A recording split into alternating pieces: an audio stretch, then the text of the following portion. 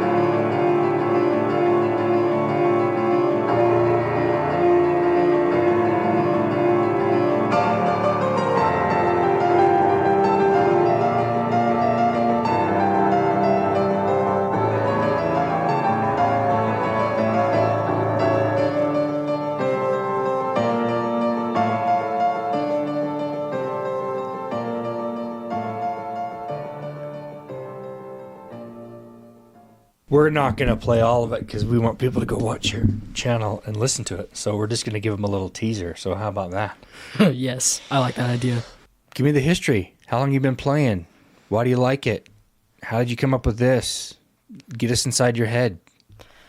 Well, I've been playing somewhere around I actually started when I was 4, but that was more like the fundamentals. And after I finished this music course called Let's Play Music, I just kind of gave up on the piano because I wasn't having fun. I was like, I hate this thing. I hate it. And my parents gave up on trying to make me. So I just kind of didn't touch the piano for 2 years until I was about 10 years old. And when I was 10 years old, I heard this awesome song that was arranged by this person called Patrick Peisman. I don't know how many of our listeners have heard it. It was the song called Heart of Courage by Thomas Bergerson and Two Steps from Hell. And I just fell in love with this song, and I particularly loved the way that the piano brought it to life. So I got on the piano one evening, and I listened to what he had played, and I just started fiddling around. And over the years, that's just kind of grown and grown. And I've just discovered that I really like creating stuff on the piano. And that just kind of created this domino effect where I'm like, this is actually really fun. So I started learning songs that I found cool. There was this one song that I heard my mom play, and I'm like, I want to learn that. So I started learning it, and I was able to learn it. It was honestly kind of incredible. Then I found All of Me by John Schmidt.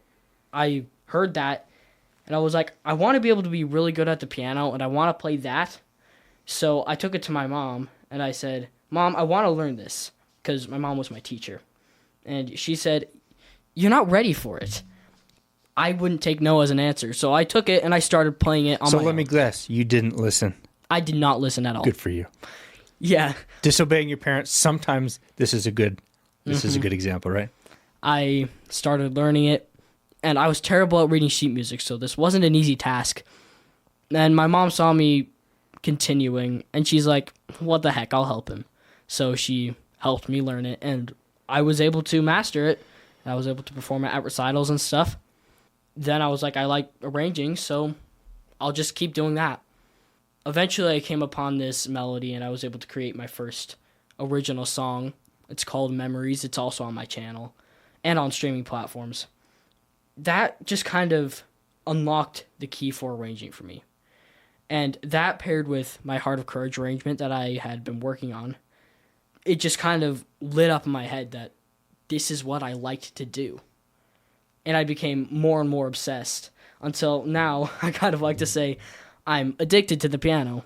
I don't actually have an addiction, but I just really, really care about and love the piano. And I found one day that I wanted to share it. What I was doing at these recitals wasn't enough. I wanted people to be able to hear what I've done. I looked at the piano guys and Patrick Peisman, who had first got me into the piano, and I realized that's what I wanted to be. I was looking up to them. I'd watch their videos and I'd be like, I want to be them. So I started looking on the internet and I found these MIDI visualizers that could turn MIDI files into falling notes, like what Patrick Peisman used. So I started on that after a lot, and I mean a lot of trial and error. I'm talking afternoons surfing the internet trying to find any way for this to work. My parents got me a MIDI keyboard for Christmas, and that just made everything easy because I was able to record MIDI files with it. With that, For those dummies that don't know what you're talking about, like me, what's a MIDI file? I've heard it, but I couldn't explain what it is. a MIDI file, to be honest, I'm not exactly sure what it is. I'm pretty sure it's just this frequency type file where instead of having an exact sound to it, it has just the different code for what frequency it should be, and you're able to load that into different places, and it's able to create songs and actual sound out of it. So that's what I used. I put it into this app called C Music, and it created this really cool following notes thing. But it didn't sound good enough, so of course I had to actually record the songs. By May of this year, actually, I had my first song on YouTube, and it's just kind of been like that. And now you are internationally known, thousands of followers worldwide. Not exactly. 20s, hundreds. I have It's okay. about like 80 subscribers. Which is huge. How old are you? I'm 14. How many 14-year-olds have... And now if you think about that, it doesn't seem like that's a big number because we see all these YouTubers and quote-unquote influencers with their bazillions of followers. And you think, oh, I only have 80. But if you think about that physically, think about 80 people in a room listening to your stuff. Yeah, it's pretty crazy when That's you a put it big that deal. way. Yeah. I think we need to put it that way because we get hung up on... I've been doing my show for 8 years, my podcast. And I think, I don't know, in terms of downloads, 16,000 or something in 8 years. Not that big a number, which is fine because that's not why I'm doing it. I think that's a lot of people that have took an interest in what I'm doing. So it's a cool feeling to something that you love and people also loving it. That's the magic, I think. And good job for not listening to your parents and just doing it anyway. I'm sure your dad's over here in the wings, just, for those that can't see, he's high-fiving. He's like, yes, my son. I can see it. That's fun. Give me a high five, Dad. High five, Dad. So what, you love it, but what is it? Do you find that it's a struggle? You have to really work really hard with it, or does a lot of this come easy to you now? Because someone could be listening to this and, that's easy for him, but hard for me. Or do you find it really difficult and you just push through it because you love it? To be honest, it's pretty easy. I don't want to sound like my head is big, but arranging and making songs is actually pretty easy. So it's kind of a gift. Yeah. That you work at it, but because someone like me I can plunk a few keys, but I would really have to put in the effort, and I'm just not willing to do that. So it helps that you love it. And when you're doing that, what are you like? Can you just hear it in your head? I asked this question because I used to work for a record label. They still call them record labels back in the day when I graduated. Record labels. And one of the composers that worked for the label, I asked him. I said, So do you just hear this in your head? Because I didn't understand how someone writes music. How do you? He said, yeah, I just hear it in my head. And at the time, I got a graphic design degree and came out of college, and I was doing CD covers. And he says, how do you come up with that? It's like, well, I just see it.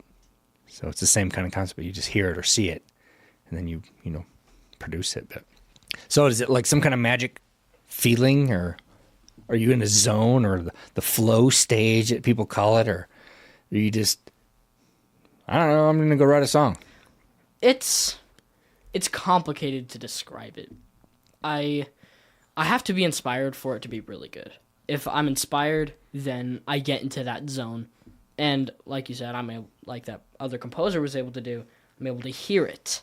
I hear it in my brain, and I know what I want it to sound like. And sometimes it's harder to make that actually appear on the keyboard.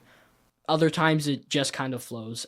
And in the past few weeks, when I've been arranging some songs that I've been working on, I've realized that if I just let myself be in that zone and just kind of let my fingers do what they're going to do, I do it a lot better.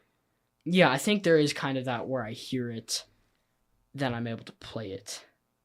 So you're not forcing yourself. It just kind of comes. Well, just in terms of the graphic design world, when I was really into that, when there's a feeling there too, because I'll be sketching things out and nothing's working.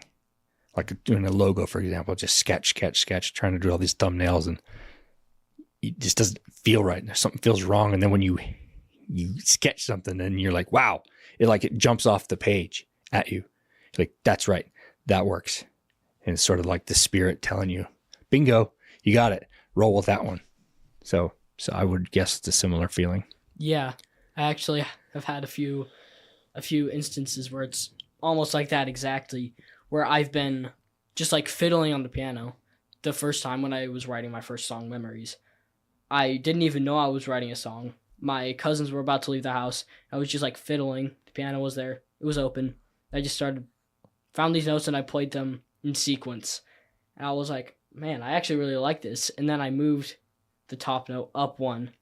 I like that. And then it just kind of progressed from there until, without trying to, like, I knew that it was right. And then without trying to, the song came together. And just a few weeks ago, actually, I had a similar experience. I wanted to write a song this time, and I was trying to write a song, but I wasn't sure what I wanted to be like the intro, and I was trying to come up with that.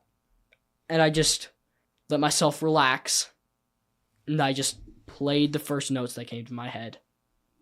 And I loved it. I fell in love with that intro, and I've been working on it, and I am just loving it so much. My best songs have come when I'm not trying too hard. Which is weird, but also very understandable. Yeah. Like just when you just stop trying to force something so hard, which is, the math doesn't make sense. Yeah, it doesn't make sense at all. But like your best stuff happens when you just stop caring as much, for lack of a better term, maybe. Yeah. Right? It's like, I was at this speech and debate tournament the other day, but I was super nervous and I decided to just let myself relax. And I knew what I was doing. I was like, I know what I'm doing.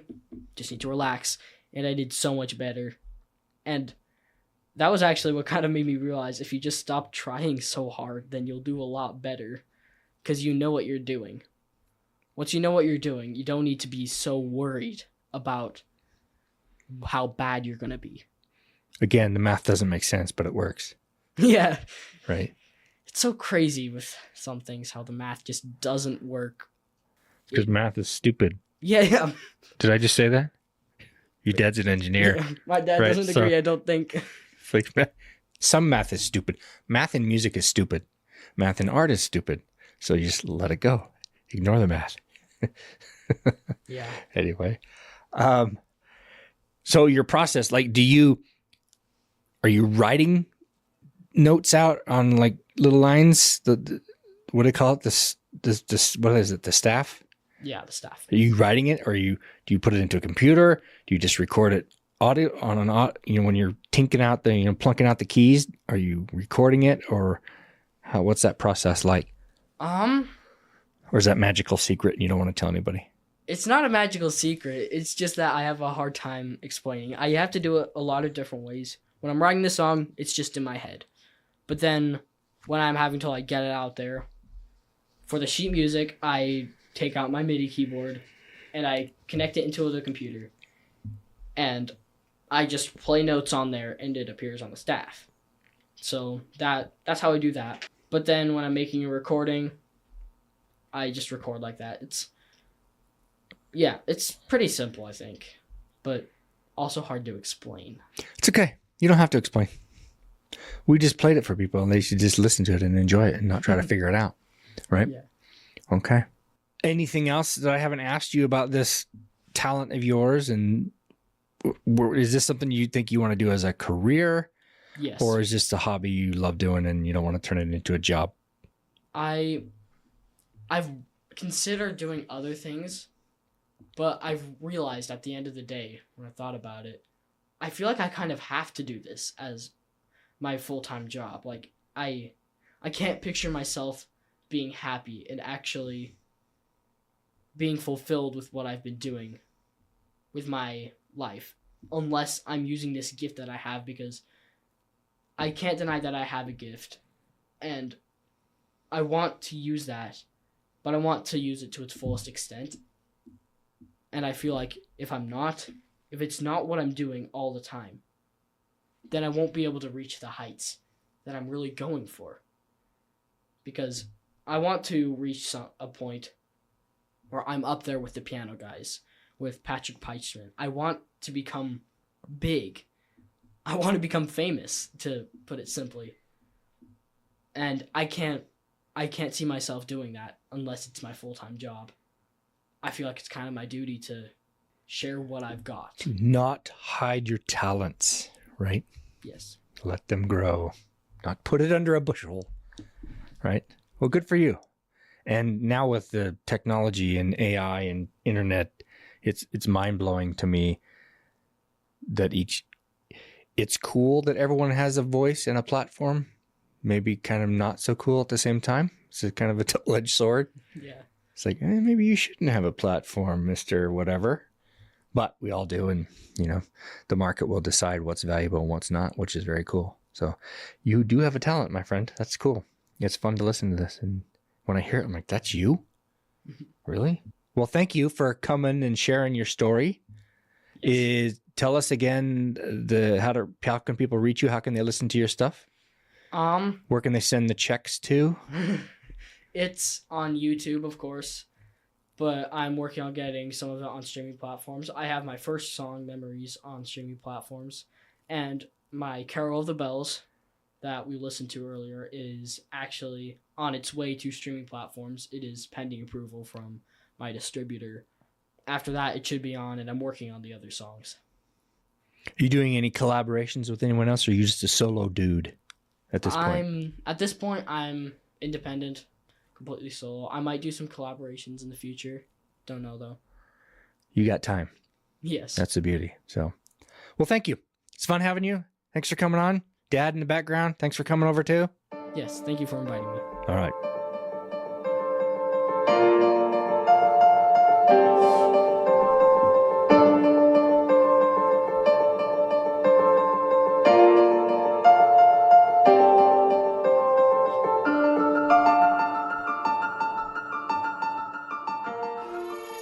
Thank you again for listening to The Parish the Thought Show.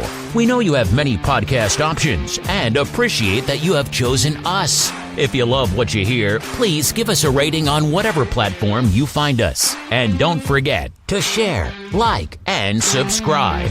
If you hate what you hear, only tell us.